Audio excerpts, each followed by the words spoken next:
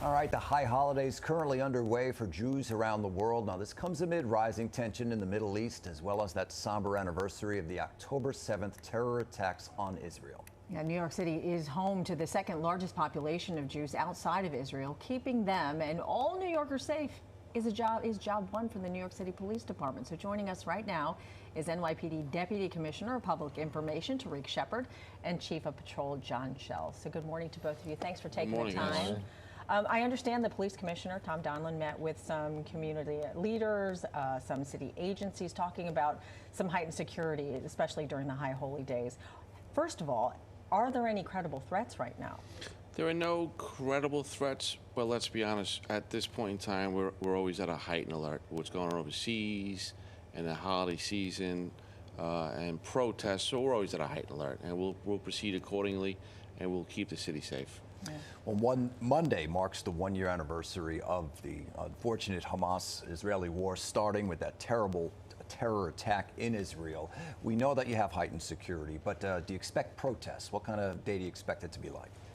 We are expecting protests. We think it'll be a very busy day, but we'll anticipate it being busy, and if it's not, then we always want to start high, and if it ends up being somewhere in the middle or low, then that's fine. We're prepared for it. I think the chief mentioned earlier that we've done over 4,100 protests since last October 7th, so we've gotten a lot of practice, and we'll respect people's First Amendment rights, but we're not going to tolerate crimes being committed in the city.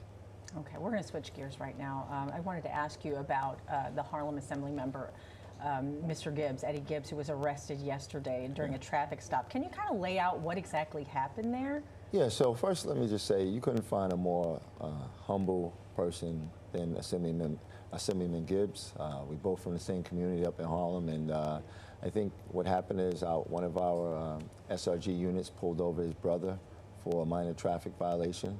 The Assemblyman came out from his house and saw that his brother and sister, I believe, were in the car and just being pulled over.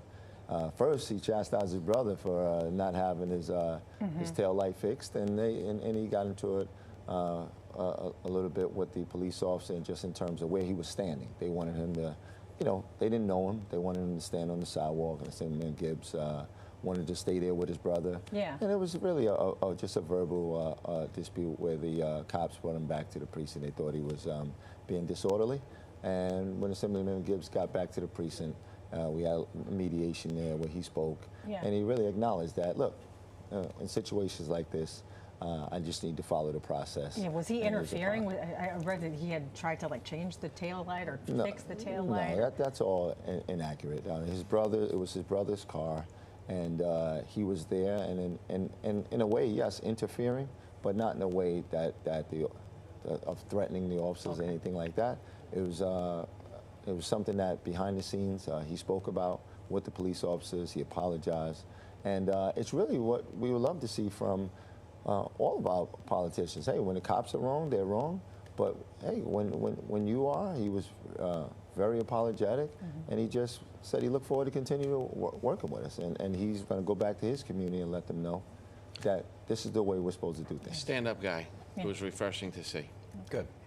Chief, let me ask you, PIX11 was along with the NYPD when they raided an illegal brothel in Corona, Queens, but we know that kind of as soon as you shut one down, another one can also spring up. What is the situation there in Corona? Has it improved? And citywide, what's the status of these illegal brothels? Well, the brothels are centered mainly, not all, on Roosevelt Avenue in Queens, and we've shut down or been involved in over 60 of them, and it's a process. But the process is to continuously try to shut them down, save the women that are in there, because we think they're being trafficked. They're victims. Arrest the Johns. And for that community, every time we're out there, children, parents, schools, all applauding us, thanking us to close these brothels down. No one should have to walk around the streets of New York City with their children, having scantily clad women in brothels. No way, no how. So we're going to keep, it's a process, and it's not easy, but we're going to keep at it and give that community what it deserves, a better quality of life. If you chase them out of that community, do you expect them to pop up in another community? Absolutely, from time to time they will, and that's our Detective Bureau's job, our Vice Division, to keep going after it. Linda Katz, our DA in Queens, is well on board with us. This is a group effort to really make that community better, save those women, shut down these brothels, these managers, and clean up the quality of life in Queens. But it's not just in Queens. The majority is in Queens. There's others throughout the city, Yeah. but the main focus is Roosevelt Avenue, no doubt about it. And Yeah. everyone knows it. We don't hide the fact. But let's make that community better. And it goes back to the repeat offenders that we talk about sometimes. Even when we shut them down, we need the remaining parts of the process to take effect and keep them shut down. Make it hard for these businesses to reopen. Make it hard for these locations to Yeah. reopen. We need real intervention with these women when they come seeking help. Yeah. Well, before we let you go, you had some special visitors at 1PP yesterday.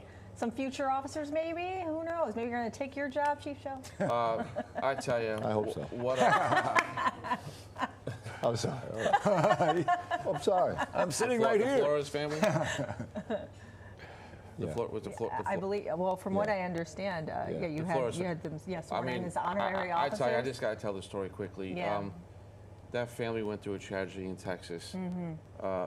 Little Jose, who passed away that day, asked his father if he wanted to be a cop, and his father said, if you made the honor roll, and that fatal day, he made the honor roll. I mean, if that doesn't touch your heart, you know, what a remarkable family, and it was our pleasure to be with them and just to give them a smile yesterday, and that's what we do. Unbelievable. Terrific. Yeah. Oh, and you know, I have to mention, I mean, are you guys preparing for a possible parade?